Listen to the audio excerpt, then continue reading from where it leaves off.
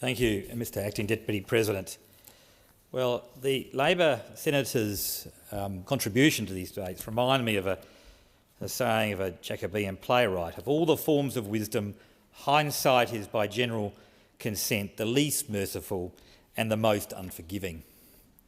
This government has actually shown great foresight, great anticipation of the challenges the nation was going to face and has faced with COVID affecting its population. And as a result of its initiatives, it has now a proven record of dealing with COVID.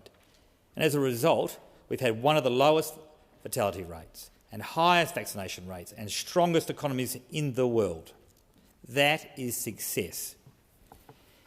The motion which we're debating this afternoon makes specific reference to the delivery of sovereign mRNA vaccine manufacturing capacity, and I would like to bring my comments to that in particular. Honourable members of the Senate should know that there are no new end-to-end mRNA facilities that have been established since the vaccines were approved anywhere in the world. A facility to be established in Singapore won't be online until 2023 at the earliest.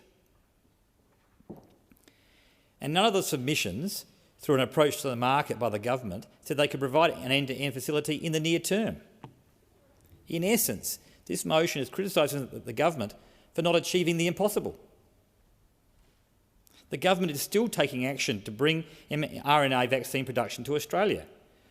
The government is speaking extensively to Moderna, one of only 2 mRNA vaccine approved for use anywhere in the world. There are other approaches to market. The reality of the situation is that there are 2 important elements in developing onshore capability. You have to have a manufacturing capability and as well as the intellectual property and know-how.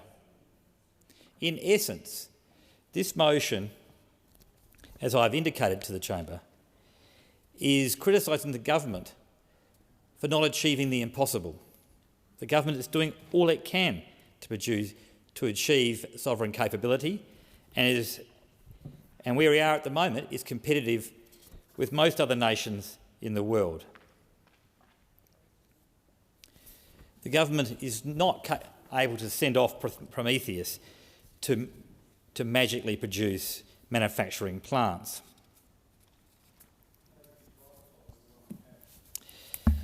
Now, honourable members should be aware that more than 99% of over 70s are protected with a first dose, and more than 97% have received a second dose. Success.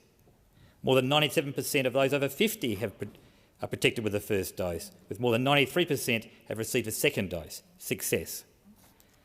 More than 92% of eligible population aged over 16 and protected with the first dose. That's just over 92%. And more than 86% of the eligible population aged over 16 are fully vaccinated with both doses. Success. So I'd encourage senators to take a more realistic approach rather than the miserable contributions to the Senate, dragging down efforts of a government that has worked collaboratively with states, even those states which have governments of a different political persuasion, to keep Australians safe. We must remind ourselves that we have one of the lowest death rates from COVID-19 anywhere in the world. This government has estimated, it can be estimated, this government has protected over 30,000 people from death, if you compare it against our rates with the OECD average.